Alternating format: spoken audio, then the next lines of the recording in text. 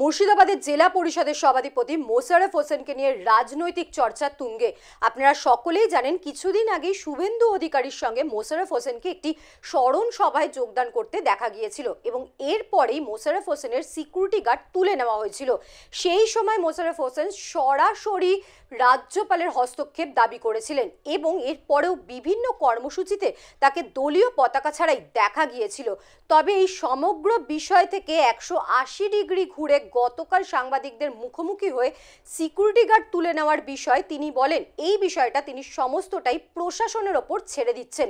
প্রশাসনেরই সিদ্ধান্ত যা হবে সেটাই নেওয়া হবে এবং আজ এই বিষয়ে মুর্শিদাবাদের জেলা পরিষদের কৃষি সমবায়ের কর্মাধ্যক্ষা শাহনাজ বেগম কি বলেছেন শুনবো। দেখুন, সিকিউরিটি তোলার ব্যাপারটা তো এটা আমাদের বিষয় নয়, এটা প্রশাসনিক বিষয়, প্রশাসন বলবে। এইটা নিয়ে আমার কোনো বক্তব্য নেই। উনি ঘুরে গেছেন মানে উনি ভুল স্বীকার করেছেন। আমরা মমতা ব্যানার্জিকে দেখে দল করি। মমতা ব্যানার্জি এখানে তৃণমূলের প্রতীক, মমতা ব্যানার্জির সৃষ্টি, মমতা ব্যানার্জির দৌলতে সারা পশ্চিমবঙ্গে তৃণমূল সরকার তার শক্তি বৃদ্ধি করেছে এবং ক্ষমতায় এসেছে। যদি কেউ মনে করে থাকে যে আমি চ্যালেঞ্জ করব, তো আমরা তৃণমূলের কর্মী হিসেবে 100% সেখানে লড়াই করব। এবং এই জায়গায় দাঁড়িয়ে সভাধিপতি কেন ঘুরেছেন আমি জানি না। যদি উনি সত্যি আন্তরিকভাবে উনার ভুলটা উনি বুঝতে পারেন তাহলে তো খুবই ভালো, স্বাগত জানাবো।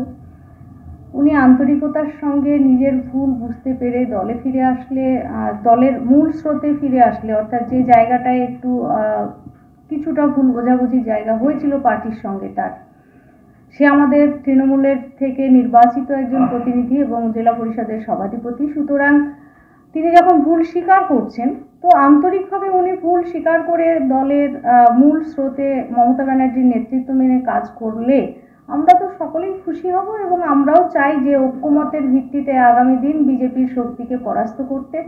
দেখুন, আমিও জানি না কোন ভুল, মানে আপনারাই ভুল স্বীকার করে আপনাদের মিডিয়াতেই উনি বলেছেন আমি ভুল স্বীকার করছি, মানে ভুলটা কিসের? নিশ্চয়ই উনি কোথাও তার বিবেক তাকে নাড়া দিয়েছে কোনো ভুল।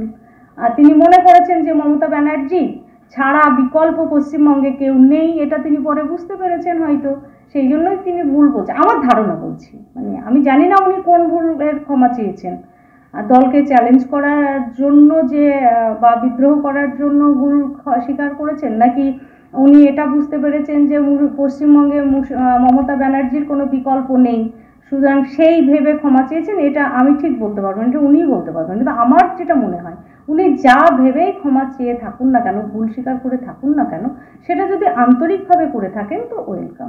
নিশ্চয়ই দল নজর রাখবেন, দলেরও দেখা দরকার আছে, দল নিশ্চয়ই দলের সঙ্গে কথা বলেই তিনি করেছেন নিশ্চয়ই, আশা করি। তো সুতরাং তিনি নিজেকে শুধরে নিলে তো খুবই ভালো।